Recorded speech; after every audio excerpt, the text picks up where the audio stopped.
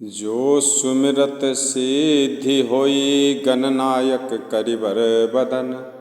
करऊँ अनुग्रह सोई बुद्धि राशि शुभ गुण सदन। जिनका मात्र सुमिरन कर लेने से, जिनको याद कर लेने से जो सुमिरत सिद्धि होई, सिद्ध हो जाता है, सभी मनोकामना पूर्ण हो जाता है। उन गणों के नायक श्री गणेश भगवान को मैं प्रणाम करके कथा आरंभ करना चाहता हूँ। और मैं उनको भी बारंबार विनती करता हूँ जो बिना काम के दूसरे से जलते रहते हैं। जो परहित हानि लाभ जिनके रे, उजरे हरस विषाद बसेरे। जो दूसरे के बारे में हमेशा हानि ही सोचते रहते हैं और सिर्फ बुरा सोचने के अलावा उनके पास और कुछ काम नहीं है, सिर्फ दूसरे का बुरा अनहित सोचते रहते हैं।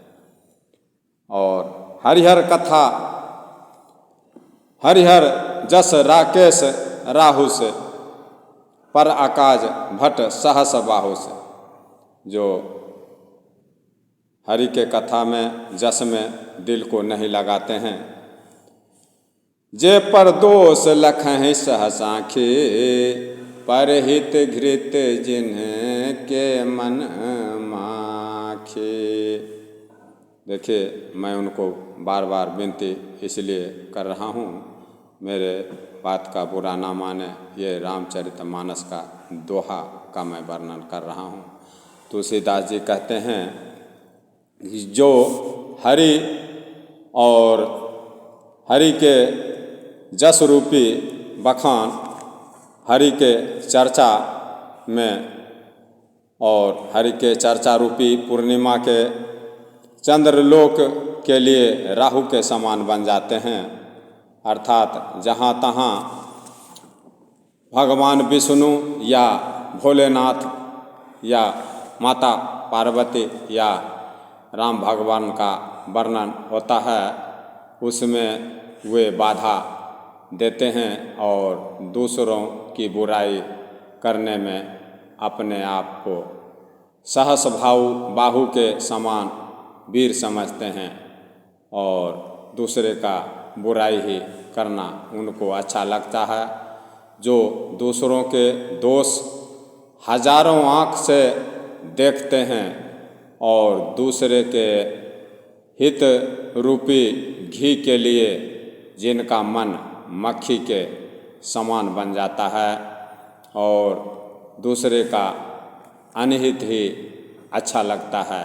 अर्थात जिस प्रकार मक्खी घी में गिरकर उसे खराब कर देती है, उसी प्रकार स्वयं भी मर जाते हैं और उसी प्रकार दुष्ट लोग भी मर के भी दूसरे का काम को हानि करने का काम किया करते हैं, दूसरे का बिगाड़ करने का हमेशा प्रयास किया करते हैं। मेरे तरफ से उनको बारंबार विनती है, दूसरे का दोष अवगुण को देखने वालों को मेरा बार बार प्रणाम है। अच्छाई नहीं दिखता, गलती जरूर दिख जाता है। क्या गलत है, क्या कमी है, उसी में उनका ध्यान लगा रहता है। इसके बाद में आप लोगों को चलते हैं कथा की तरफ अग्रसर करते हैं। भोलेनाथ माता पार्वती से बोल रहे हैं, धन्य धन्य गिरिराज कुमारी, तुम समान नहीं को पुकार। भोलेनाथ माता पार्वती से बोल रहे हैं कि धन्य हो गिरिराज पर्वत जी, महाराज जी की लड़की पार्वती, तुमने राम का कथा खोद खोद कर मुझसे पूछने का प्रयास किया, जिसको सुनने और कहने से ही मनुष्यों का बेड़ा पार हो जाएगा। हर मनोकामना पार हो जाएगा, पूरा हो जाएगा। उस कहानी को तुम हमसे पूछ रही हो। धन्य धन्य गिरिराज कुमारी, तुम समान नहीं को पुकारी। पूछहु रघुपति कथा प्रसंगा, सकल लोक जग पावन गंगा। हे राजकुमारी, तुम धन्य हो, तुम्हारे जैसा उपकार करने वाला इस संसार में तुम्हारे जैसा और कोई नहीं है। तुम श्री रामचंद्र जी का प्रसंग पूछ रही हो, जो कि सकल जगत को पावन गंगा की तरह पवित्र कर देने वाला है, जिसको सुनने से हर आदमी का मनोकामना पूर्ण हो जाया करेगा। उसी कथा को तुमने हमसे पूछ दिया है, तुम धन्य हो। पार्वती माता को भोलेनाथ कह रहे हैं, तुम रघुबीर चरण अनुरागे, किन्हु प्रश्न जगत हित लागे। आप भगवान श्री राम के भक्त हैं, तुमने जगत के कल्याण के लिए प्रश्न पूछे हैं। तुम श्री रामचंद्र जी के चरणों में प्रेम रखने वाली हो, इसलिए तुम श्री रामचंद्र जी की कथा को पूछ रही हो। और इस कथा को जो भी सुनेगा उसका हर मनोकामना जरूर पूरा होगा। राम कृपा ते पार्वती, सपने हो मम मन माही। शोक मोह संदेह भरम, कछु विचार नाही। भोलेनाथ बोल रहे हैं कि हे माता, जगत की माता से बोल रहे हैं, जगत के पिता, कि हे पार्वती, हे अर्धांगिनी, मेरे मन में तो श्री राम भगवान की कृपा से तुम्हारे मन में, तुम्हारे बारे में स्वप्न में भी शोक और मोह या शंका या कुछ भ्रम या संदेह नहीं रहता है। तुम्हारे बारे में मैं कभी शंका नहीं किया करता हूँ। तदपि आशंका किन्हु सोई, कहत सुनत सब कर हित होई। देखिए, भोलेनाथ सीधा प्रकट रूप में बोल दे रहे हैं कि जो इस कथा को कहेगा और सुनेगा उसका हित होगा। हे पार्वती, फिर भी तुमने इसीलिए वही पुरानी कथा जो सती के रूप में सुनना चाहती थी, फिर भी तुमने उसी कथा को, पुरानी शंका को कही है कि इस प्रसंग के कहने सुनने से सबका कल्याण हो, इसीलिए तुम पुरानी बात को खोद के पूछ रही हो। जिन्होंने अपने कानों से भगवान की कथा नहीं सुनी है, उनके कानों के छेद सांप के बिल के समान है। जिन हरि कथा सुनी नहीं काना, सरवन सो रंध्र यही भवन समान। भोलेनाथ बोल रहे हैं, पार्वती, जो इस राम के कथा को अपने कान से नहीं सुने हैं, उनका कान कैसा है?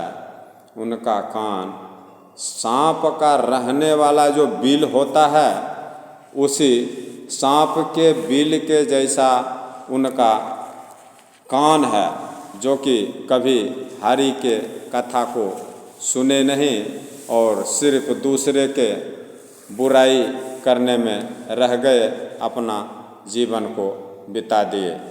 जिन हरि कथा सुनी नहीं काना, सरवन सो रंध्र यही भवन समान। उनका कान सांप के रहने का घर है, यानी सांप का बिल है जिसमें सांप रहा करते हैं। वही है कान का उदाहरण किस प्रकार से भोलेनाथ दे दिए और कान को किस काम के लिए यूज करना चाहिए। कान भगवान किस लिए बना के दिए हैं, हम लोगों को पूरे संसार को दो दो कान किस लिए बना दिए, ये आप लोग अच्छी तरह से समझ चुके होंगे। मैं तो छोटा बुद्धि का आदमी हूँ, आप लोग तो बड़े ज्ञानी हैं। नैनन संत दरस नहीं देखा, लोचन मोर पंख करी लेखा।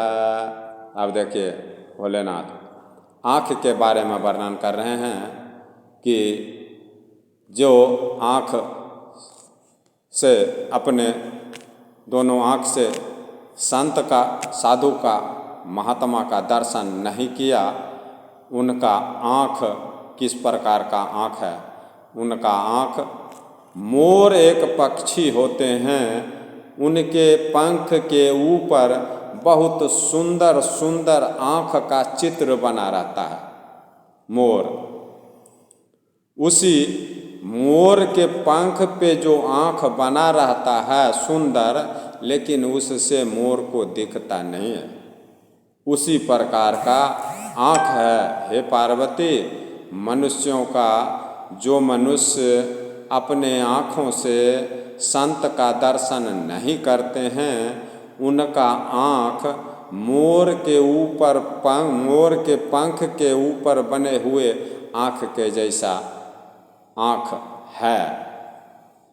ते सिर, अब देखिए भोलेनाथ इस सिर के बारे में बता रहे हैं, माता पार्वती से बोल रहे हैं। मैं आप लोगों से नहीं बोल रहा हूँ कुछ, मैं सिर्फ रामचरितमानस का जो कथा है उसी को तरतीब वाइज, पंक्ति बाय पंक्ति, दोहा बाय दोहा और चौपाई बाय चौपाई समझाने का कोशिश कर रहा हूँ। मैं नहीं बोल रहा, ये भोलेनाथ बोल रहे हैं। कहीं कुछ दूसरा विचार आप लोग अपने मन में लेके बैठ जाएं, मैं ये नहीं विचार रखता हूँ। ते सिर कटु तुमरी समतुला, जेन नमत हरे गुरुपद मूला। इस सिर के बारे में भोलेनाथ बता रहे हैं कि वो सिर जो लौकी का तुमड़ी रहता है, जो पहले साधु लोग लेके घुमा करते थे, उस तुमड़ी के समान है वो सिर जो श्री भगवान के गुरु के चरण कमल पर नहीं झुकता है, जो भगवान के दरबार में भी अपने सिर को नहीं झुकाते हैं। उस सिर का उदाहरण भोलेनाथ, उस सिर का बराबरी भोलेनाथ उस लौकी के तुमड़ी के लिए तुमड़ी के बराबर किए हैं। वो मान लीजिए कमंडल ही बोलिए उसको, आज के डेट में तुमड़ी खत्म हो चुका, लौकी का लेके नहीं घूम रहे साधु लोग, तांबा का पीतल का लेके घूम रहे हैं। उसी का उदाहरण दिए कि वो सिर जो भगवान के चरण में जाके भी नहीं टिकता है, वो सिर बेकार है। वो सिर लौकी का तुमड़ी के जैसा है जो भगवान के दरबार में भी नहीं झुकता है। पार्वती आगे सुनिए। जिन हरि भगति हृदय नहीं आनी, जीवत सब सामान सो प्राण। भोलेनाथ बोल रहे हैं पार्वती, वो मनुष्य जो अपने हृदय में भगवान के प्रति भक्ति नहीं रखते हैं, वे लोग जिंदा लहास के जैसा हैं। वो जो भगवान का भक्ति नहीं रखते, पार्वती जी से भोलेनाथ बोल रहे हैं, जिन हरि भगति हृदय नहीं आनी, जीवत सब समान सो प्राणी। हे पार्वती, जो अपने हृदय में भक्ति को नहीं रखते, भगवान के प्रति भक्ति नहीं लाते, भाव नहीं लाते, कथा के प्रति, भगवान का कथा सुनने के लिए अपने कान को नहीं खोलते, और जो अपने हृदय में भक्ति नहीं रखते, वो जिंदा तो हैं लेकिन जीते जी लाश के बराबर हैं। वो जो नहीं करे राम गुण गाना, जो नहीं करे राम गुण गाना, जीहित दादुर जीह समान। भोलेनाथ बोल रहे हैं, माता पार्वती से कथा सुना रहे हैं। माता पार्वती के पूछने से ही सुना रहे हैं, अपने मर्जी से नहीं सुना रहे।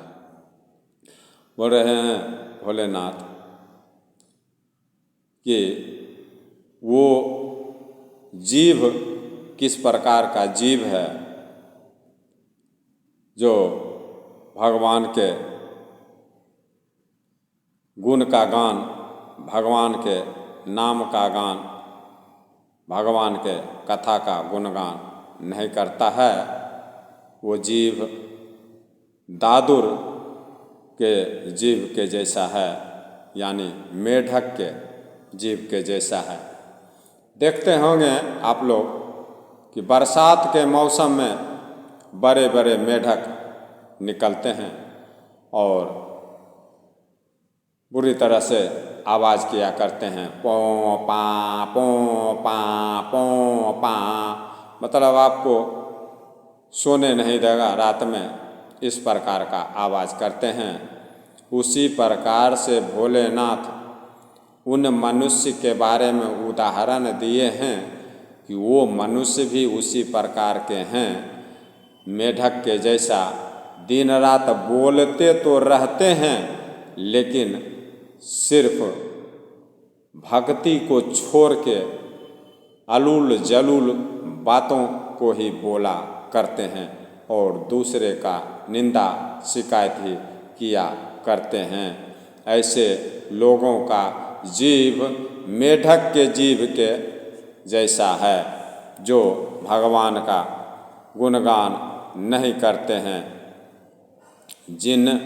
जो न करे राम गुण गाना, जीहित दादुर जीह समान।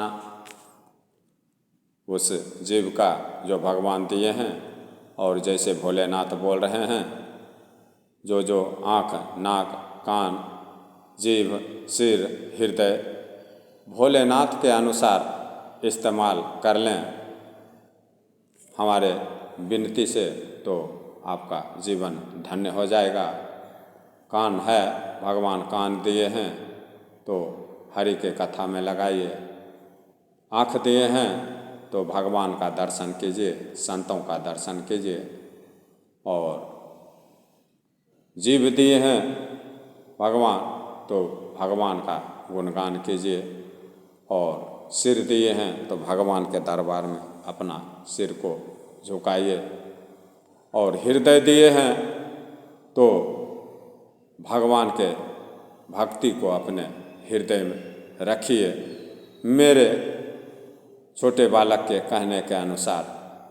और भगवान का गुणगान कीजिए। अगर जीभ दिए हैं तो राम का नाम, भगवान का नाम लिया कीजिए। कुलिस कठोर निठुर सो छाती, पार्वती माता भोलेनाथ को बोल रहे हैं।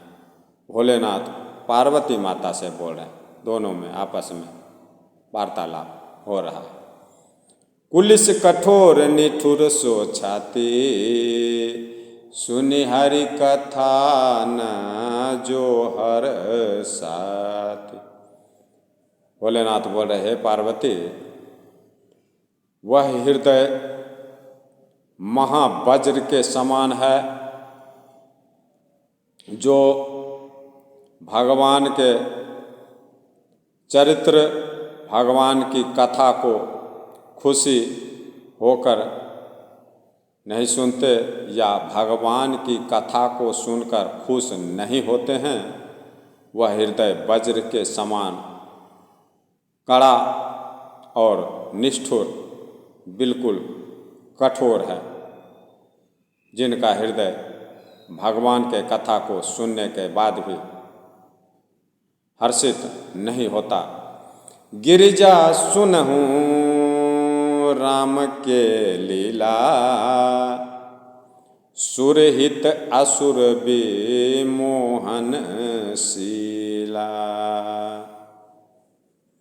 पार्वती, भोलेनाथ बोल रहे हैं, मैं नहीं बोल रहा हूँ, भोलेनाथ बोल रहे, हे पार्वती, हे गिरिराज कुमारी, श्री रामचंद्र जी की लीला सुनिए आप। यह लीला, यह कथा देवताओं का कल्याण करने वाली है और दैत्यों को विशेष रूप से विनाश करने वाली। राम कथा सुर धेनु सम, सेवत सब सुख दानी। सत समाज सुर लोक सम, को न सुने अस जान।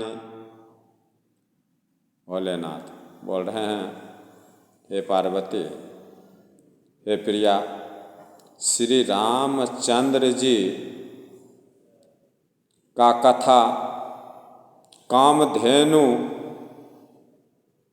के समान सेवा करने से सब सुख को देने वाली है। जो श्री रामचंद्र जी के कथा को कहेंगे या सुनेंगे, शांति रूप से सोच समझ कर कहेंगे, शांति रूप से सोच समझ कर सुनेंगे और समझेंगे, उनको सब सुख मिलेगा, इसमें कोई शंका नहीं। भूल कर भी शंका करने लायक नहीं है। इस बात को आप समझ लीजिए कि राम का कथा सभी देवताओं को सुख देने वाला है, तो हम लोग को तो अवश्य देने वाला है। और सत्पुरुष, सच्चे पुरुष के समाज, तो सच्चे पुरुष के समाज ही सब देवताओं के लोक हैं। वही सच्चा लोग ही देवताओं का लोक है। ऐसा जानकर इसे कौन नहीं सुनेगा। हे पार्वती, इसको सच्चे मन से आप सुनिए, इसी में बेड़ा पार है। कलयुग में और कोई उपाय नहीं है, क्योंकि भोलेनाथ कलयुग के लिए ही इस रामायण को रच कर रखे हैं। कली बिलो की जग हित हर गिरजा, साबर मंत्र जाल जिन्ह सिरजा। जब ब्रह्मांड को भोलेनाथ और माता पार्वती बना रहे हैं, उसी समय देख लिए कि कलयुग में सच्चे लोगों का किस प्रकार से उद्धार होगा। तो उसी को, कलयुग को देखकर ही ये रामचरितमानस का रचना कर दिए कि इसको कहने और सुनने से ही सब पाप कट जाएगा और हर मनोकामना पूर्ण हो जाएगा मनुष्य का। अब देखिए रामचरितमानस के बारे में भोलेनाथ खुद पार्वती माता से वर्णन कर रहे हैं। पार्वती माता खुद रामचरितमानस की कथा को सुन रहे हैं, तो हम किस गिनती में हैं वो समझ सकते। आप समझाने का ज़रूरत नहीं पड़ना चाहिए। राम कथा सुंदर करता रे, संशय बिह गौ रावण हारे। भोलेनाथ बोल रहे पार्वती माता से कि श्री रामचंद्र जी की कथा और दोनों हाथ की सुंदर ताली है, श्री रामचंद्र जी की कथा ही दोनों हाथ की सुंदर ताली है, जो शंका रूपी, भ्रम रूपी और पाप रूपी पक्षी को छू मंतर में उड़ा देती है। राम का कथा में इतना पावर है, भोलेनाथ माता पार्वती को समझा रहे हैं राम की कथा को। जो जगत के पिता हैं और जगत की माता हैं, वो खुद राम के कथा को कह रहे हैं। जगत के पिता और जगत की माता खुद गौर से राम की कथा को सुन रहे हैं। राम कथा कलि बिटप कुठारी, सादर सुनहु गिरि राज कुमारी। भोलेनाथ बोल रहे हैं, हे पार्वती, राम की कथा कलयुग रूपी, महाघनघोर कलयुग रूपी पेड़ को यानी वृक्ष को, यानी दुष्ट आत्मा को, दूसरे का बुराई सोचने वालों को, अनहित सोचने वाले जैसे वृक्ष को, जंगल को काटने के लिए कुल्हाड़ी के समान है। बस इस कथा मात्र से ही सभी दुष्ट खुद ब खुद नष्ट हो जाएंगे। भोलेनाथ माता पार्वती से कह रहे हैं, हे गिरिराज कुमारी, हे पार्वती, तुम इस प्रभु श्री रामचंद्र जी की रामचरितमानस की कथा को प्रेम पूर्वक सुनो। तुम्हारा मन में, तुम्हारे अंदर जो शंका या संदेह है, वो भी इस कथा को सुनने से बिल्कुल खत्म हो जाएगा। इसमें कोई शंका नहीं है।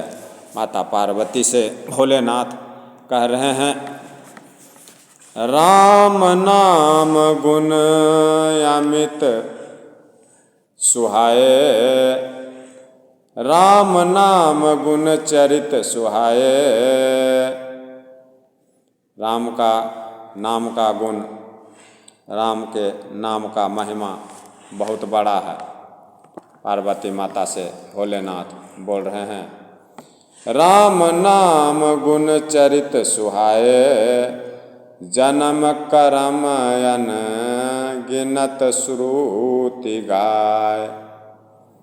राम के नाम का महिमा वेदों ने अनगिनत रूप से, अनेक प्रकार से श्री रामचंद्र जी के सुंदर नाम, गुण और चरित्र, जन्म और कर्म सभी को अनगिनत रूप से कहे हैं वेद, पुराण, संत, महात्मा लोग, जिसको सुनने से आपका भ्रम रूपी पक्षी उड़ जाएगा,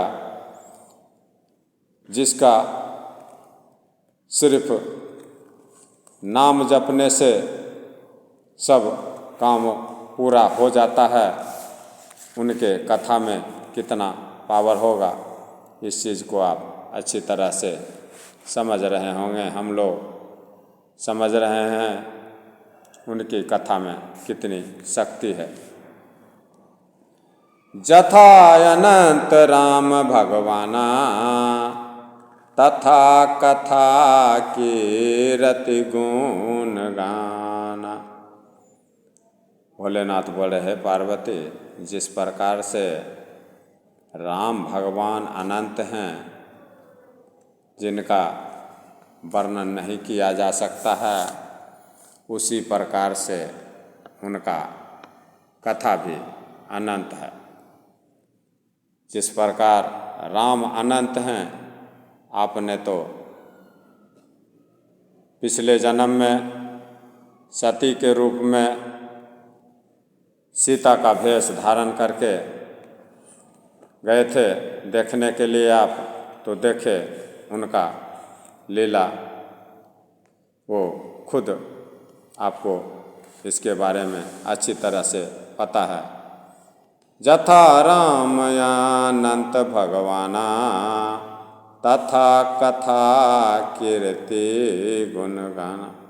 जिस प्रकार राम भगवान अनंत हैं, उसी प्रकार से राम का कथा अनंत है। इसका आर पार होना बहुत कठिन है। आज तक किसी ने श्री रामचंद्र जी का पूर्ण कथा, पूर्ण चरित्र का वर्णन नहीं कर सका।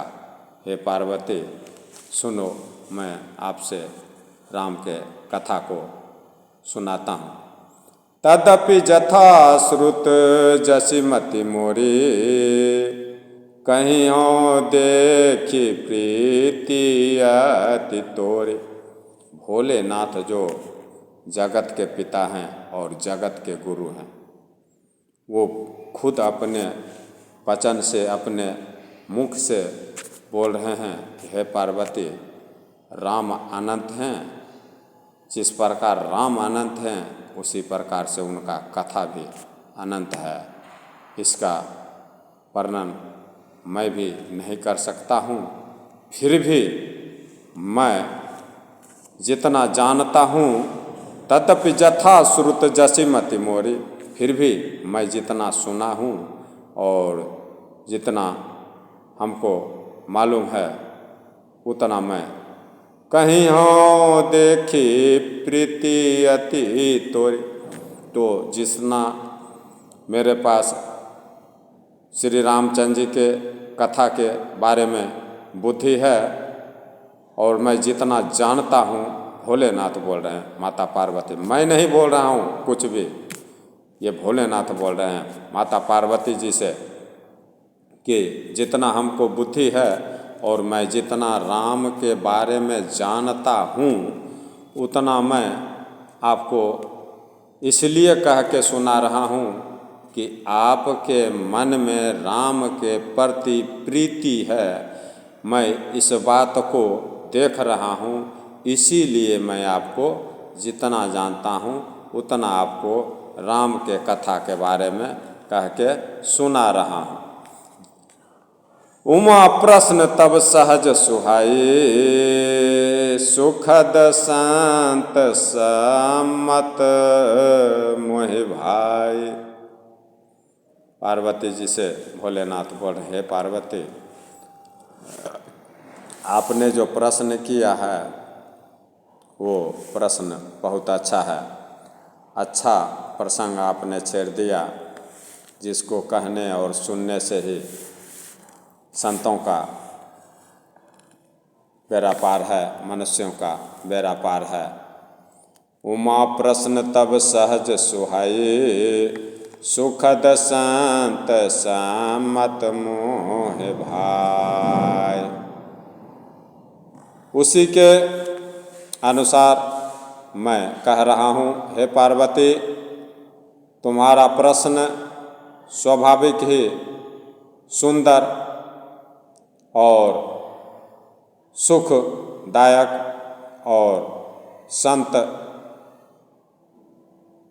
के द्वारा सम्मति प्राप्त है और मुझे तो बहुत ही अच्छा लगा कि आप राम के बारे में जानना चाहते हैं, राम की कथा को आप सुनना चाहते हैं।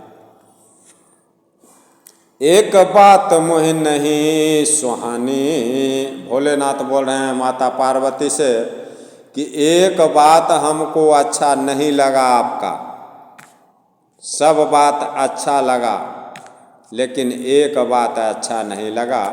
एक बात मोहि नहीं सुहानी, यद्यपि मोह बस कहऊ भवानी। भोलेनाथ बोल रहे माता पार्वती से कि सब कुछ तो ठीक है, सभी प्रश्न आपके अच्छे हैं, लेकिन एक बात आपका हमको अच्छा नहीं लगा। हे पार्वती, वो बात है कौन सा अच्छा नहीं लगा वो मैं आपसे बताता हूँ कि जबकि वह आपने हे पार्वती मोह के वश में, माया के वश में होकर कहा है। सब कुछ तो ठीक कहा, लेकिन एक बात आप मोह माया के वश में होके कह दिए जो हमको अच्छा बिल्कुल नहीं लग रहा। तुम जो कहा राम को आना, जय श्रुति गाव धारहि मुनि ध्याना। भोलेनाथ बोल रहे हैं ये बात अच्छा नहीं लगा। तुम जो कहा राम को आना, जय श्रुति गाव धारहि मुनि ध्याना।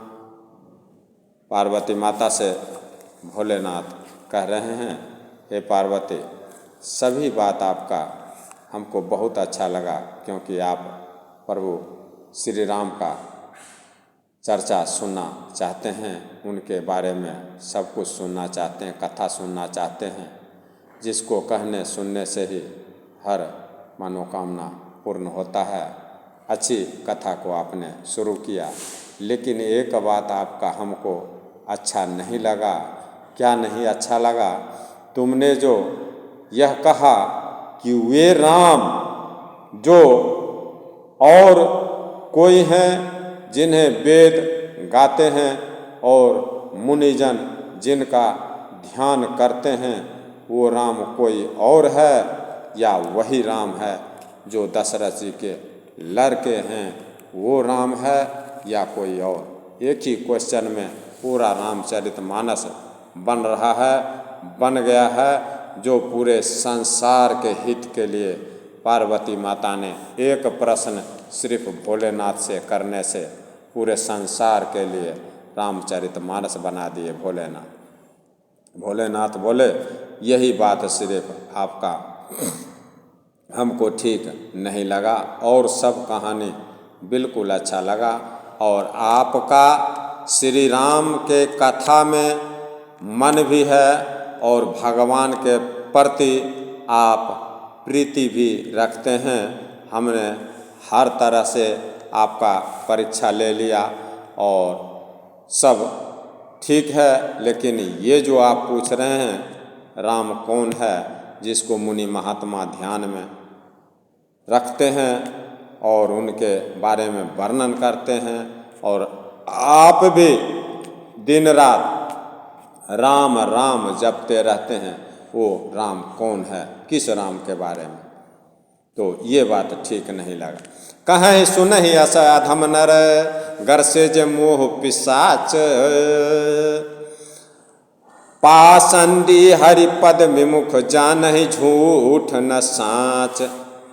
हे पार्वती, ऐसा कौन कहता है जो मोह रूपी पिशाच के द्वारा ग्रसित रहता है, जिसको मोह माया रूपी भूत पकड़े रहता है, वही इस बात को बोलता है राम कौन है, भगवान कहाँ है। ये जिसको भूत पकड़ के रखता है वही ये सब बात बोलता है। भोलेनाथ माता पार्वती को बोल रहे हैं, हे पार्वती, मोह रूपी पिशाच के द्वारा जो ग्रसित रहते हैं, जिनको मोह रूपी का भूत पकड़े रहता है, और जो पाखंडी हैं, भगवान के चरणों से बिल्कुल दूर हैं, बिल्कुल विमुख हैं, और जो झूठ सच कुछ भी नहीं जानते, ऐसे अधम नीच से नीच मनुष्य ही इस प्रकार की बात को कहते हैं, और सुनने वाले भी नीच से नीच ही हुआ करते हैं। पाषंडी हरिपद मुख, पाषंडी हरिपद विमुख, जानहि झूठ न साच। जो कि भगवान के बारे में ना कुछ झूठ जानते और ना सच जानते हैं, बस जो मन हुआ अपने मुख से बेकार की बातें निकालते रहते हैं। हे पार्वती, ऐसा अधम से अधम, नीच से नीच लोग ही बोला करते हैं।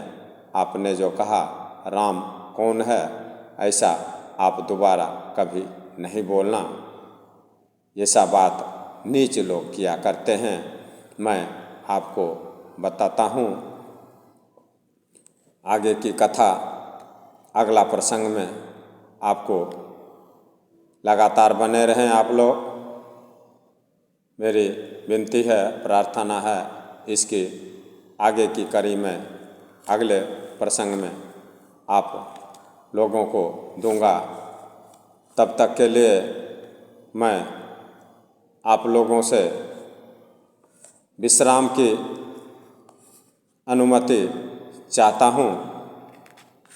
मेरे कथा कहने के दौरान कोई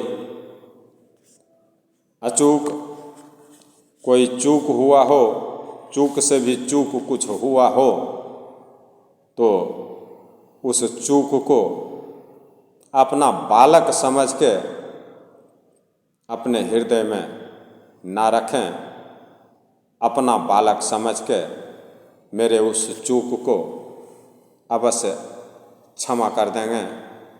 मैं इस विश्वास के साथ अपने आज की इस प्रसंग को विश्राम देना चाहता हूँ। आप लोग जितने श्रोता हैं, आपके हर मनोकामना को भोलेनाथ, माता सरस्वती, सभी देवी देवता मिलके पूर्ण करें। मैं यही भगवान से आशा रखता हूँ और आप लोगों से